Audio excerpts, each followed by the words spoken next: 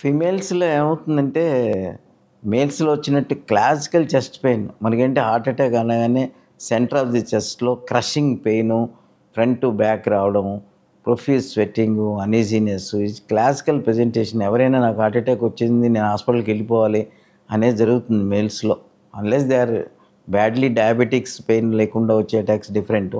But ఫిమేల్స్‌లో ఏమవుతుందంటే typical presentation అంటే వాళ్ళకి ఎక్కడో నెక్ దగ్గర పెయినో, జా దగ్గర పెయినో, లేతే కొంచెం బ్రెస్ట్‌లో పెయినో, ఫ్రంట్ నుంచి బ్యాక్‌కి పెయిన్ ఎళ్ళడమో, బోత్ ఆర్మ్స్‌లో పెయిన్ రావడము, ఒక్కొక్కసారి సింపుల్ బ్రెత్‌లెస్‌నెస్ ఏదో ఆయాసం వచ్చినట్టు అవ్వడమో, ఒక్కోసారి ఫెటీగ్ ఎక్స్‌ట్రీమ్ వీక్‌నెస్‌గా ఉన్నాను అనిపించడం, ఇటువంటివి చాలా కామను.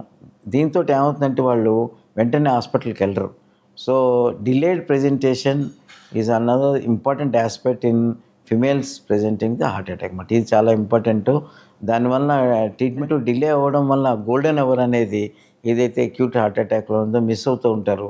అండ్ డయాగ్నోసిస్‌లు కూడా కన్‌ఫ్యూజన్ ఇమ్మీడియేట్‌గా వీళ్ళ సింప్టమ్స్ సరిగ్గా క్లాసికల్‌గా లేదు అని మనం మిస్ అయ్యే ఛాన్సు డాక్టర్స్ కూడా ఫిమేల్స్‌లో ఎక్కువ ఉంటుంది. So, presentation of heart attack, heart symptoms ఫిమేల్స్‌లో డిఫరెంట్‌గా ఉంటాయి.